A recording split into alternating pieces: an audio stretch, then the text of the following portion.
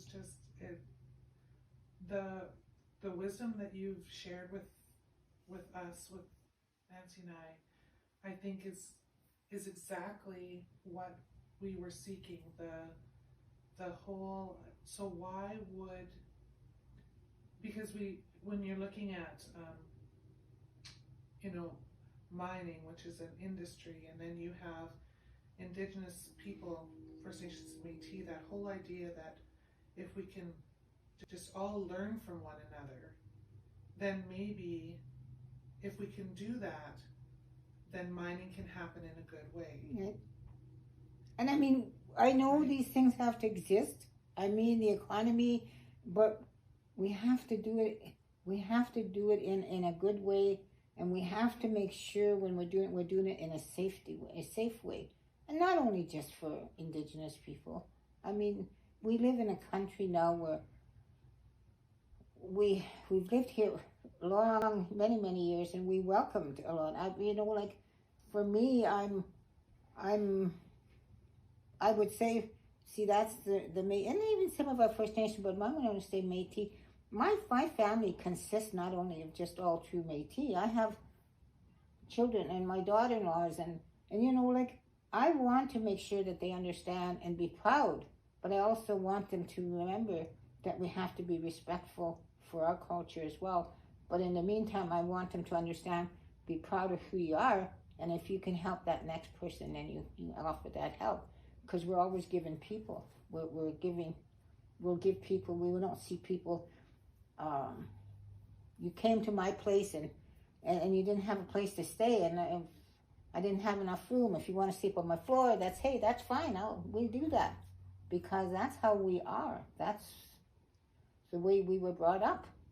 We lived in small shacks and we lived in small tents, and sometimes if you have to step over people to go outside, But I mean, we survived, and that's how we were, and we're people that are willing to listen. We're willing to learn. We're also willing to teach, and that you learn and listen as well, and that's, I think, important. And yous as teachers, I feel bad for yous, because the system is not letting that happen. It's not you people, it's the system. And I know that for a fact, because I sat on the public provincial level of education, and now elders went in and they were teaching and telling, and our teachers don't have that. It's starting to begin with right now, but it's the language they're starting with, but it's the beginning, I guess. But there's more than just language.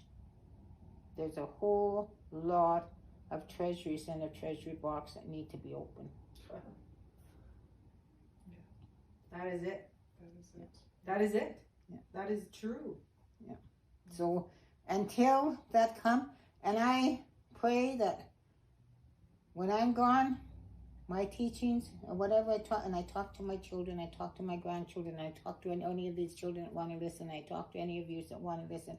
I'm not saying I'm 100% right, but I know in my heart, this is how I was brought up. These were the teachings of the old people, and that's the way I lived my life. And, my grandchildren sometimes will tease me and say, Coco, what are you doing now? What you cooking?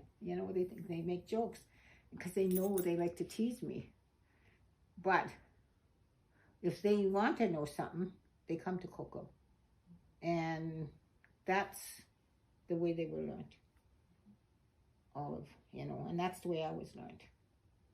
And you never questioned their way of teachings, because you respected that, because you grew up from a child and you watched in that community how those people worked and how they helped and looked after one another. So that was strong. That was strong in the mind. When you talk about, we didn't know what Alzheimer's was. We never heard that word. Yeah. And when the people would get old, because we keep them right till they'd pass, and it could have been, Alzheimer's, because they used to say, la vieille, that's like the old lady, she's getting childish. So how you go and tell somebody, oh, well, they're getting childish?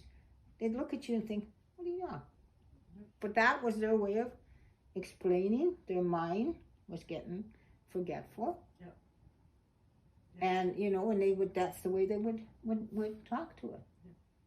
Yep. And you never dare laugh about it, because then you started thinking, okay, how come? What's your Makokum's mind? What's wrong?